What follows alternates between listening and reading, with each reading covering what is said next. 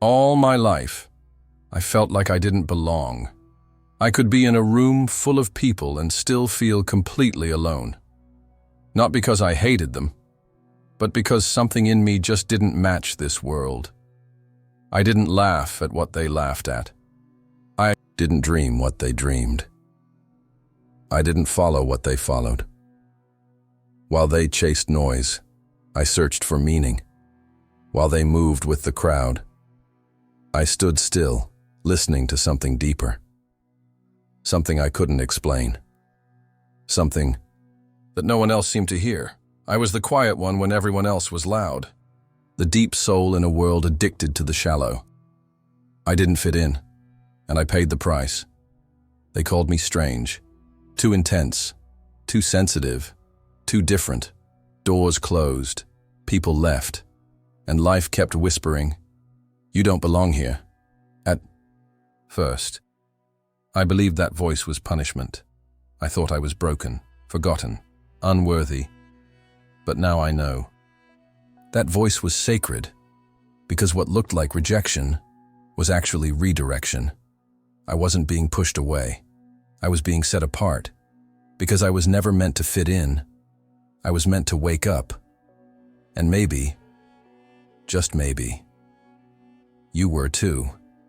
If something inside you has always felt out of place, if your soul never felt at home in this world, then listen carefully. This message is for you. You are not lost. You are not late. You are not cursed. You were chosen. Before we go deeper, like this video, if your heart is already stirring, subscribe if your soul knows there's more, and drop a 99 in the comments, because 99 is the number of the one who went missing, and the shepherd left everything behind, just to bring that one home. Let's begin. I remember being a child and realizing something about me didn't match the world I was born into. It wasn't loud. It wasn't dramatic.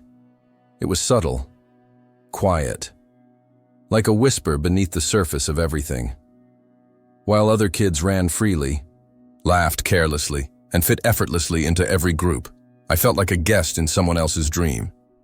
I would sit in classrooms and wonder why no one else seemed to feel the weight I felt, why they could talk for hours about things that felt empty, why they could ignore suffering, and I couldn't even walk past a crying stranger without carrying their sadness like it was mine. I remember asking questions no one had answers for.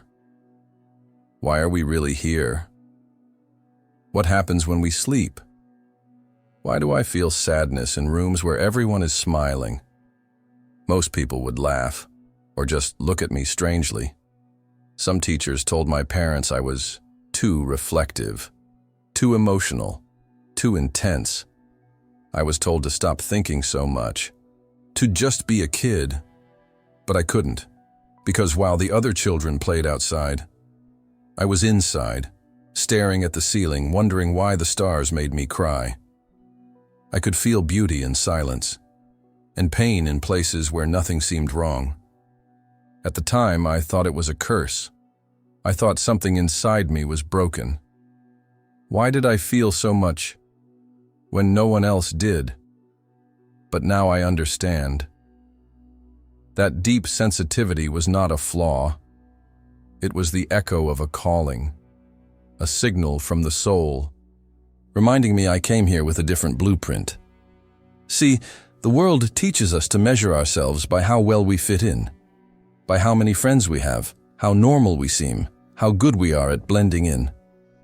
But what if the ones who never blended were never meant to? What if your childhood confusion was actually the beginning of an ancient memory returning? What if those strange feelings, the overwhelming empathy, the loneliness that haunted your early years, were all signs, codes embedded in your spirit, unlocking piece by piece as you walked through life? And what if I told you that the very things that made you feel like an outsider are the proof that you were chosen for something rare? Because the world doesn't need more people who follow. It needs souls who remember. And remembering hurts at first. It makes you feel crazy, alone, misunderstood. But it also makes you powerful. Because while others lived on the surface, you were already listening beneath it. While others memorized answers, you were searching for the truth. And the truth is, you've always been marked, not by the world, but by something higher. And if you look back, if you're really honest with yourself, you'll see the signs were always there. Not just once, not twice, but again and again. In dreams you couldn't explain, in moments of déjà vu that felt like warnings, in sudden chills when someone spoke a lie near you, in the way you always knew when something wasn't right, even before it happened. This isn't imagination, this is intuition, and it's not common, it's sacred. You weren't born to follow paths, you were born to carve them, even when your hands are bleeding, even when you're the only one walking it. Because some souls aren't sent to continue the story, they're sent to rewrite it. And the more you remember who you truly are, the more the world around you will resist. But don't stop. Don't shrink. Don't turn back. Because the moment you accept that your difference was never a mistake is the moment your true journey begins. And what comes next will either terrify you or awaken something so powerful inside of you that you'll never be the same again. Are you ready for that next part? Good. Then keep watching. As I got older, something strange began to happen. I would walk into a room and without saying a word, everything changed. The atmosphere, the energy, the way people looked at me. Some would light up, smile, lean in like they felt something familiar. Others would tense up, look away, or suddenly find a reason to leave. And for the longest time, I blamed myself. I kept wondering, did I say something wrong? Did I offend them just by being here? But I hadn't done anything. I was just existing. Still, the reactions came. Admiration from a few, resentment from many. Some people were drawn to me like a moth to a flame. But others looked at me like I was a threat. Even when I offered nothing but kindness, they responded with coldness. Even when I stayed silent, they seemed disturbed. It took me years to understand. The energy you carry speaks long before your mouth does. And when you carry light, that light exposes what others are trying to hide. Not everyone wants to be seen. Not everyone is ready to feel. Not everyone is willing to confront the shadows they've buried. And the moment your presence stirs something in them they're not ready to face, they turn on you, not because you're wrong, but because you're real. And in a world built on masks, real is dangerous. I realized people weren't reacting to me. They were reacting to what I revealed inside of them. I became a mirror, reflecting everything they were pretending not to be. And that's when the attacks began. Not physical, not obvious, but subtle. Passive aggression, dismissive comments, fake smiles that hid quiet envy. Sudden distance from those who once called me friend. I could feel the shift, not just in individuals, but in entire environments. There were places I simply wasn't welcome in. Not because I broke the rules, but because I broke the illusion. You see, when you walk in light, you don't need to expose anyone. Your presence does it for you. Your peace highlights their chaos. Your clarity makes their confusion uncomfortable. Your depth threatens their shallowness. Your freedom agitates their chains. And for many people, it's easier to label you too much than to ask themselves why they feel so little. They'll say you're intense, that you overthink, that you're arrogant or weird or intimidating. But what they're really saying is, you make me feel things I've buried. You see through masks I don't want to remove. You shine too brightly, and my shadows can't survive in your presence. It's not your fault. It's your frequency. Some people don't hate you. They hate how small they feel around you. And instead of rising higher, they try to pull you lower. But you weren't sent here to shrink. You weren't born to dim your light just so others feel comfortable in their darkness. You came to awaken, to disrupt, to ignite. And yes, awakening is messy. Not everyone will thank you. Not everyone will stay. But the ones who do, the ones who see you and don't flinch, those are the ones you're here to lead, to love, to walk with. The rest, let them go, with peace. No bitterness, no blame. Because your light is not for everyone. It's for the ones who are ready. And if people start falling away as you rise, if rooms grow colder as your spirit gets warmer, if the world starts calling you strange, dangerous, difficult, then good. It means the fire in you is real. It means the mission has begun. But here's what they'll never tell you. The more your light bothers them, the closer you are to breaking through. And something is about to break. Can you feel it? Because I can. And once it does, there's no turning back. There were nights I laid awake and wondered if anyone could truly see me. Not the version of me I showed the world, but the real me. The soul behind the eyes. The heart that kept breaking in silence. I remember seasons of my life where the loneliness was so heavy I could hear it. A silence so deep it echoed through my chest like an empty cathedral. I watched people walk away from me for no reason. Friends I trusted suddenly drifted. Connections faded like dreams in the morning, and at first, I thought something was wrong with me. Why does everyone leave? Why can't I hold on to anyone? Why am I always the one trying to understand, while no one tries to understand me? I begged for connection, for someone to stay, to sit with me in the dark, to get it. But no one came. And for a while I thought that was proof of my unworthiness. I thought the silence was punishment, that maybe I had done something to deserve this emptiness. But I was wrong. The truth is, the silence wasn't rejection. It was protection. It was preparation. I wasn't being abandoned. I was being set apart. See, when you're chosen for something greater, your path will never look like everyone else's.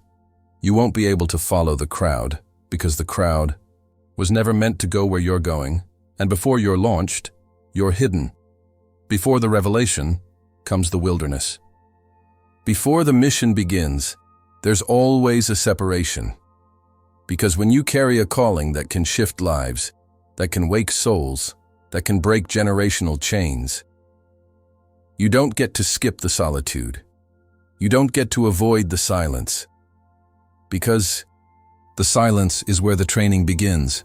In that stillness, you learn to hear the voice within, not the voice of the world, not the opinions of others, but your own divine guidance, the kind of wisdom you can't learn from books, the kind of strength that's not built in comfort, but in desert places, empty rooms, cold mornings with no replies, tears cried into pillows that no one ever saw. That's where your soul was forged, and maybe you didn't even realize it.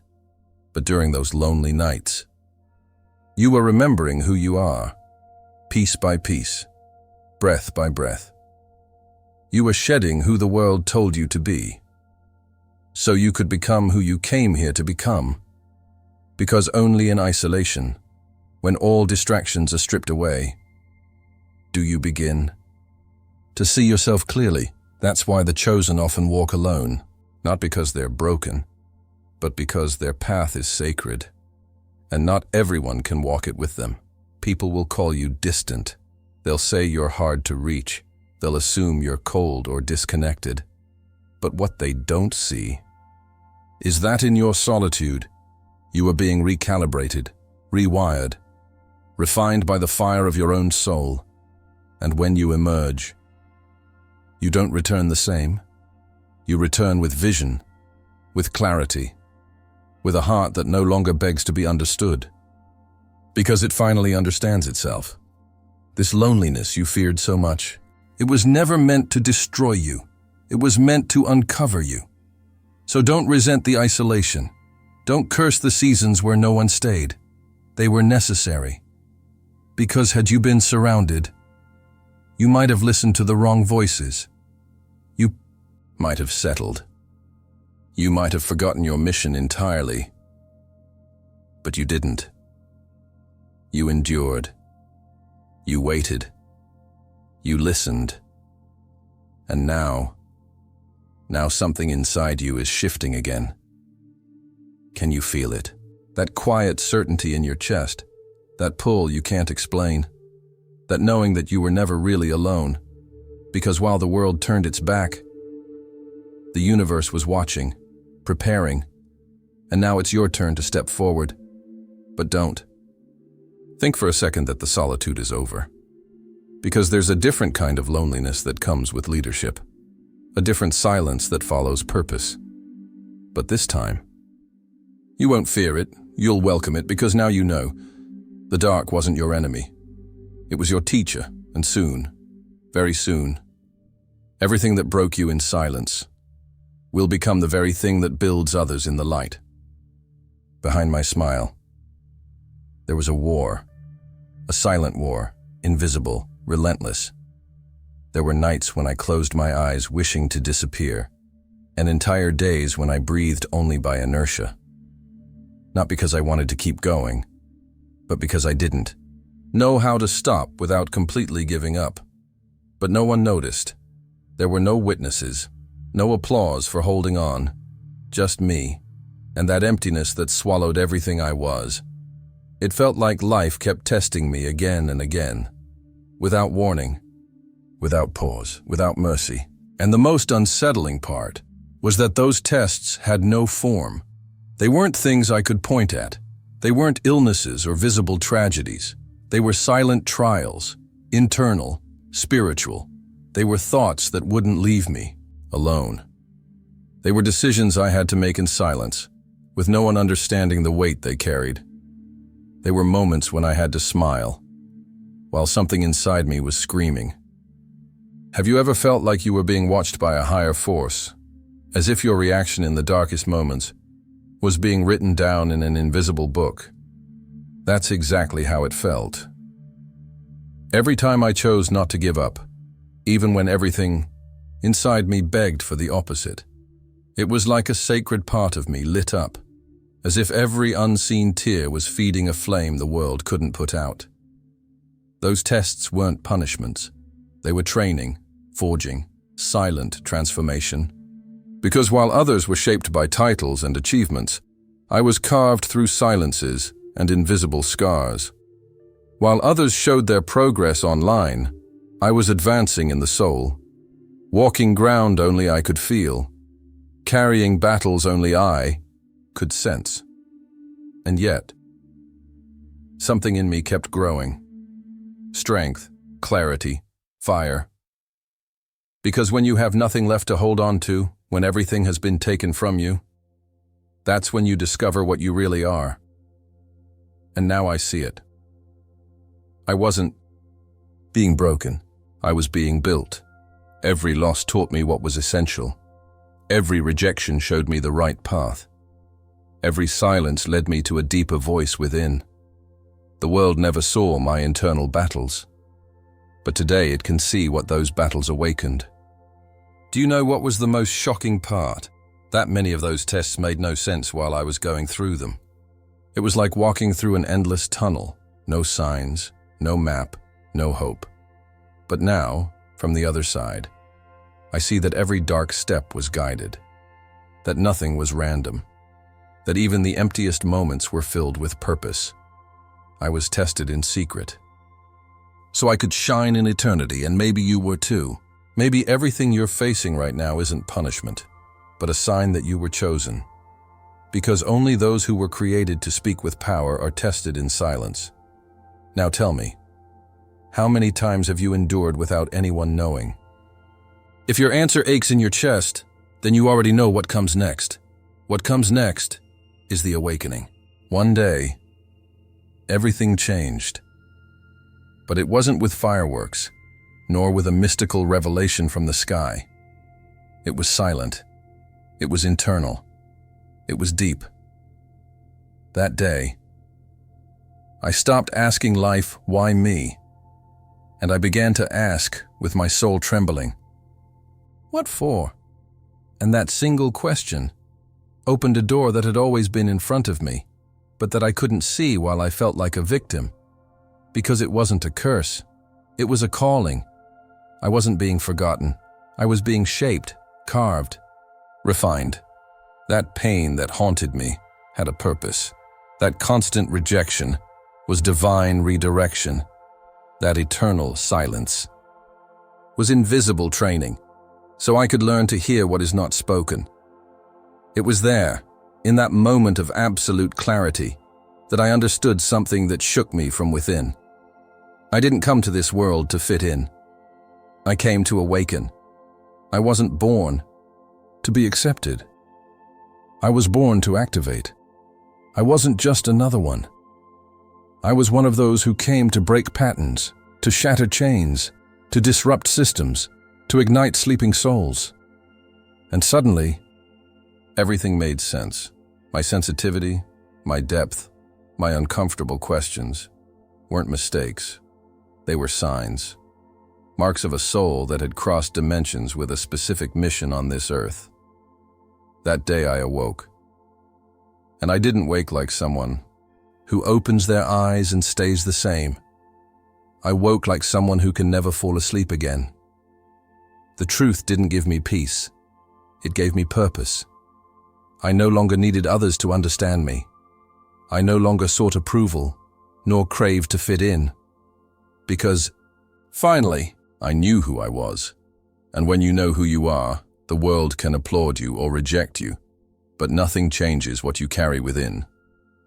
Since that awakening, I stopped walking with fear, and I began walking with purpose. My past was no longer my shame. It was my map. Every tear, every dark night, every silent wound were pieces of the puzzle that now, finally, I could see complete. And here I am. Not as someone who overcame everything, but as someone who understood everything, and that changes everything.